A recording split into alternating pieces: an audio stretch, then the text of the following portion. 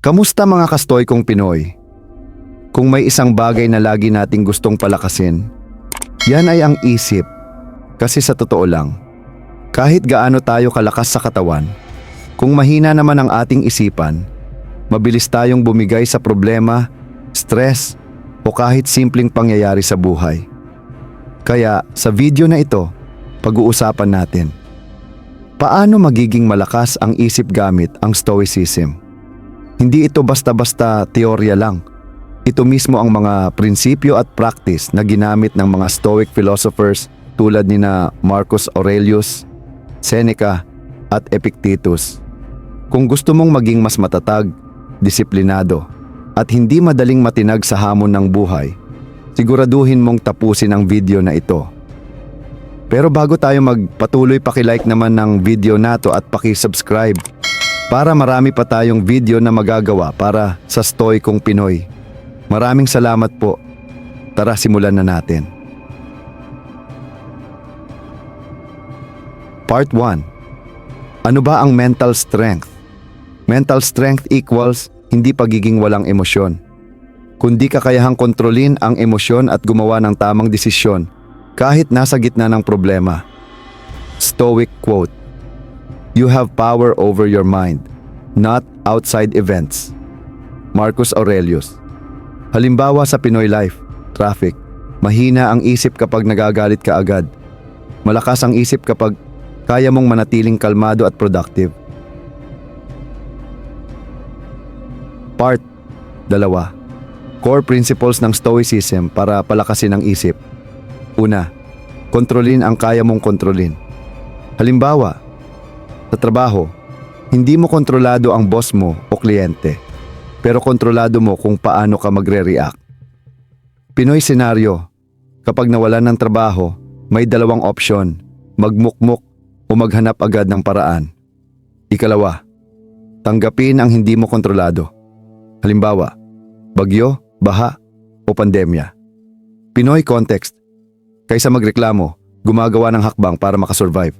Ikatlo, disiplina sa pag-iisip. Stoic journaling, pagsusulat araw-araw ng lessons, failures, at wins. Kapag sinanay mo ang isip na mag-reflect, mas lalakas ito. Part 3. Practical Stoic habits para palakasin ang isip. Morning routine, Stoic style.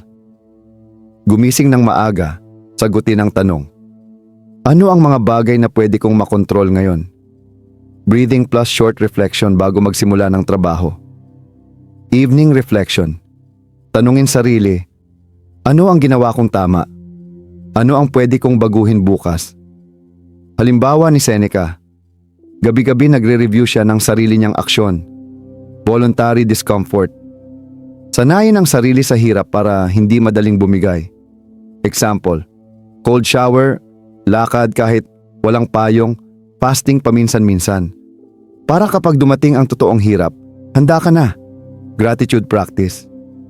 Isulat 3 bagay na ipinagpapasalamat mo araw-araw.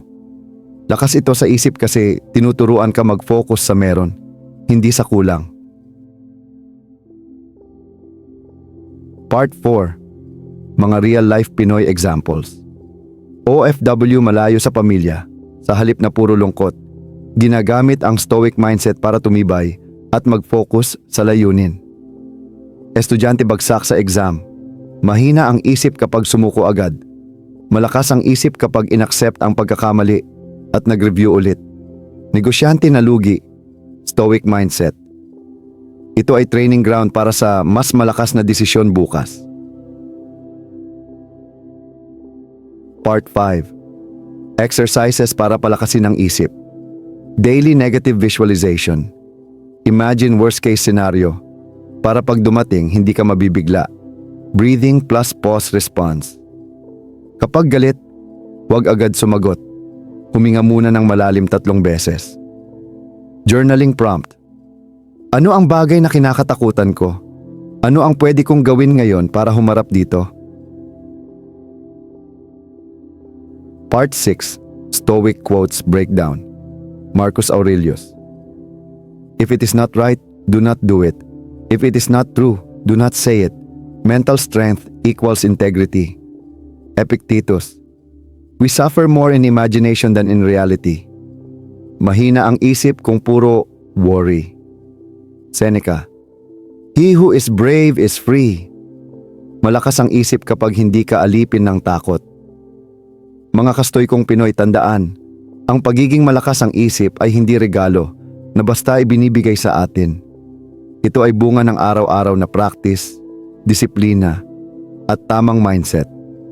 Kung nagustuhan mo ang video na ito, huwag kalimutan mag-like, mag-subscribe, at i-share ito sa mga kaibigan mong gusto ring palakasin ang kanilang isipan. At tandaan, sa Stoicism, hindi ang mundo ang nagdidikta kung matatag ka, ikaw mismo. Ako si Rix, at ito ang Stoy kong Pinoy. Kita-kits sa susunod na video.